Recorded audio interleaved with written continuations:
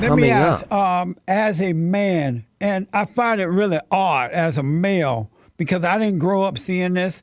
It's Yeah, odd to me to see black men begging for reparation and crying about systemic racism or who's begging? or, or blaming white people for their downfall, thing I'm going like to do that. this one more time for you, and if you don't get this, we can end this interview. You're not listening. You keep saying the same thing over again, and I don't go in circles. Do you I feel didn't grow normal? this Does it organization. feel right to No be one's complaining? complaining. No one's blaming. You We haven't complain about complained once. We systemic haven't blamed racism and anyone. you want There's no reparations. downfall. We're not begging for reparations. You We've do want already reparations. outlined what the steps are to get reparations. The But steps to get reparations, and I've taught on this, you can't pay reparations to a color. You can only pay reparations to a country. You're not talking about us. We're the other side. I I'm know, just but like you, my friend. I'm almost 60 years old. I'm not a child at this, and I've been around this world for quite a few times to what you're missing, understand. hold on. We're not asking, we're not begging, we're actually taking the steps under the law that we can to move ourselves into a position to get the things that we can get for ourselves, even if it means going somewhere else to establish our own ethno nation, not here in the United States, but somewhere else where we've had a conversation with two countries willing to grant us sovereign land to grow our own country. But if That's you our mission. Our if you mission is can't not do to it ask the white here, man for anything. if you can't do it here, you won't be able to do it anywhere. It's Because already there are been no done. other country that's greater than America. Hello, cultural warriors. I've got another doozy for y'all. This one is very epic. This one is very feisty. The guest is very threatening, very intimidating. I wonder how Jesse managed to pull this one. But Jesse has been at it for so long, for about over 30 years, so he's very experienced. He managed to handle this very intimidating guest. He even threatened to end the interview. Threatened Jesse himself. So it's very interesting. I'd like you to watch this interview. And if you've not subscribed to the channel, please do subscribe and turn on the notification bell. Let's get straight into the video. Let me ask, as a man, and I find it really odd as a male because I didn't grow up seeing this.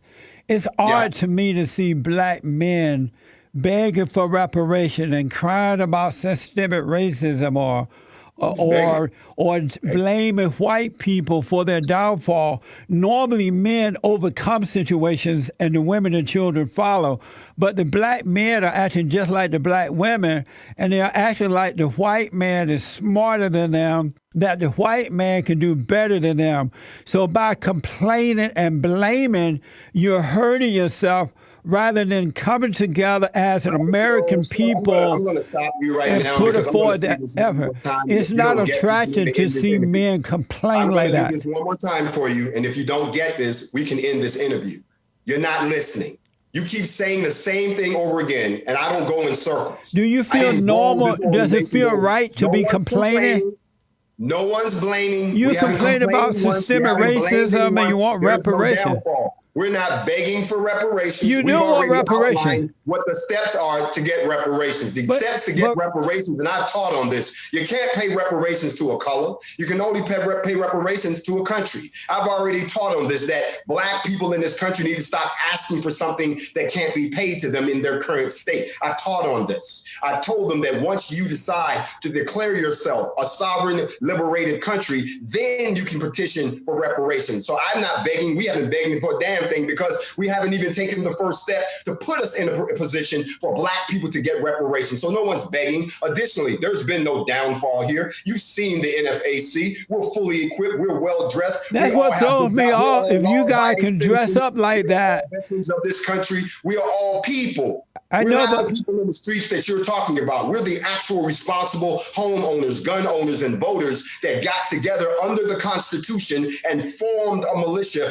to address what we saw happening to our communities. So rather, we're not complaining. We're not asking for anything. The people you're talking about are the people you see protesting in the streets right now. We don't protest. The people you're talking about are the ones out destroying, like Antifa and Black Lives Matter. We don't do that. The ones you're talking about are the ones who are running up on politicians, but who never vote. You're not talking about us. We're the other side. I'm just like you, my friend. I'm almost 60 years years old. I'm not a child at this, and I've been around this world for quite a few times. But what you're missing, hold on. We're not asking, we're not begging, we're actually taking the steps under the law that we can to move ourselves into a position to get the things that we can get for ourselves, even if it means going somewhere else to establish our own ethno nation, not here in the United States, but somewhere else where we've had a conversation with two countries willing to grant us sovereign land to grow our own country. That's our mission. Our mission is not to ask the white man for anything. If you can't do it here, you won't be able to do it anywhere.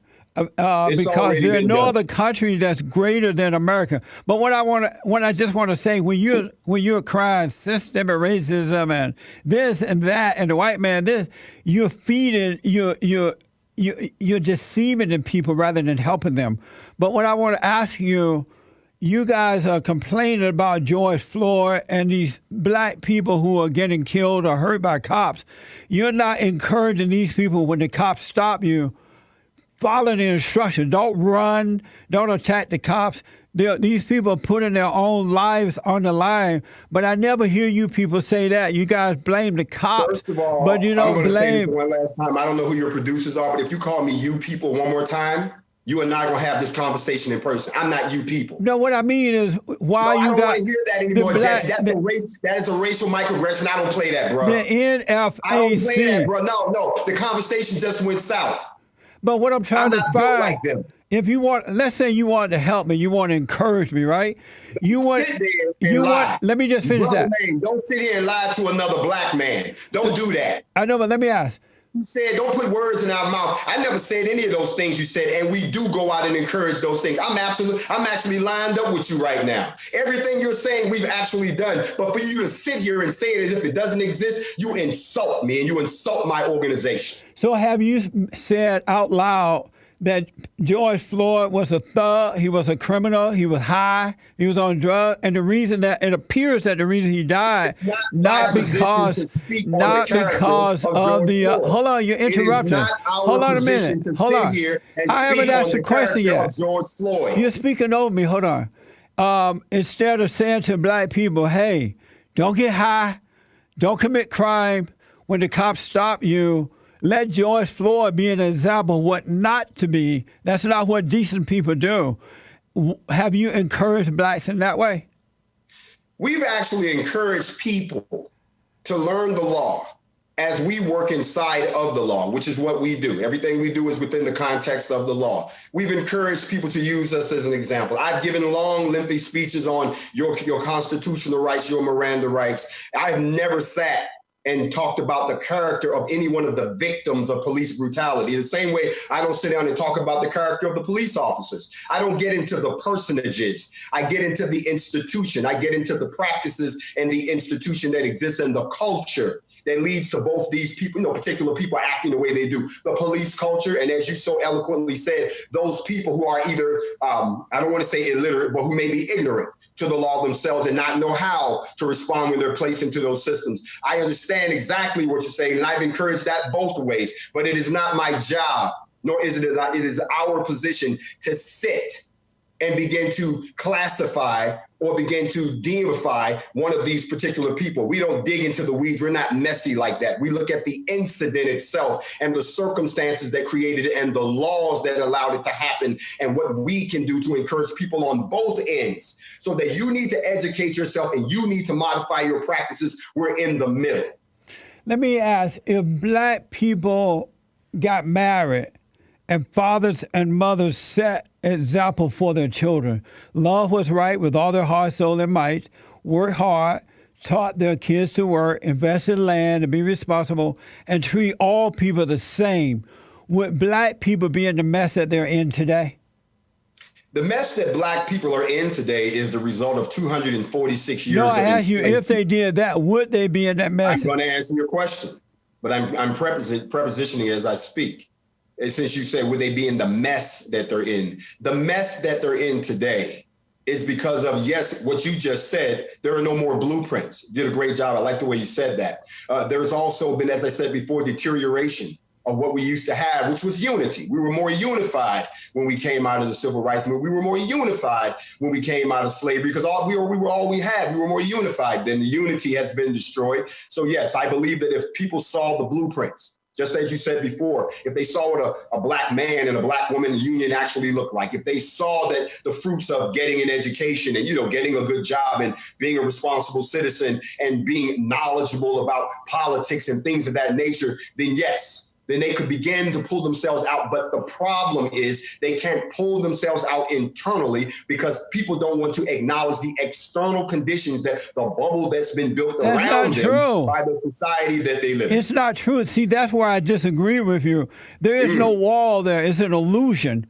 And the angry black people think that there's a wall. There is no wall.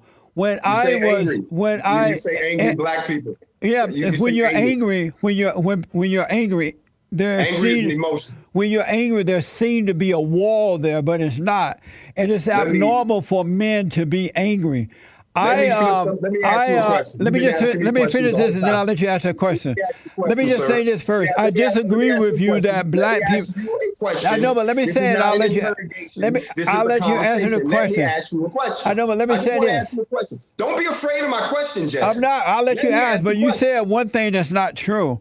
Black people were more united before. I went from being a presidential candidate to leading what some people think is a black revolutionary organization. Repeat that. I'm sorry. How do you think someone who aspired to the office of the presidency went from that particular mentality to being the head of what many consider now to be a black revolutionary organization? I don't know. How did that happen? I have no idea. I wonder. How did that happen? I'm asking you that question. I don't know how to happen. I'm surprised that I don't know what happened. Well, the very first thing the reason I asked you that is because you keep talking about this angry group. And there is no angry. Well, not just your group. I'm talking about most black people in general, not just your group. Characterize this for your audience as if we're angry. No, not just your group. There's no one here that's angry. We're exercising our constitutional rights. But I'm not just talking about your group. I'm talking about most, not all, but most black people in general are angry. About my organization. The NFAC is not a bunch of angry people.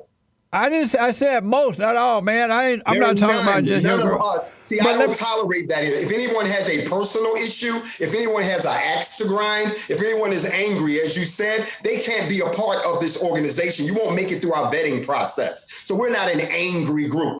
No, sir, you are angry, and your group is definitely an angry group. Guys, I hope you enjoyed this video. For someone who claims that his group is not angry, and they're not a group of angry people, and he's sounding so angry and very intimidating all throughout the entire interview. Man, he's contradicting himself. These people should be taken serious. I think we have a lot of people like this, groups like this in the United States, and they will end up causing real problem, local terrorism for America. These people basically want to say safe. They want to, have their own country, and one way or the other, either by kicking everybody out of America and taking over America, or they want to, like he said, they want to go outside America and grow their own country. So these guys are very, very serious. They're very mean and very determined, and all these things are fueled by hate. Hate for the white man, hate for a lack of forgiveness for whatever they claim the white man has done during the slave period. But these guys that are complaining right now have never been slaves. It was their forefathers or so that were slaves. So that's over and done with. Now, why can't they just forget about the past and just move on? It's strange, Tell me what you think in the comment section. Drop your opinions in the comment section. I would like to see what you think, and I would like to respond to your comments. And I would like to pin the comments that I think that will that make a lot of sense in the comment section. My name remains Roland. Remember, we're in a cultural war, and the righteous must win. See you in the next one.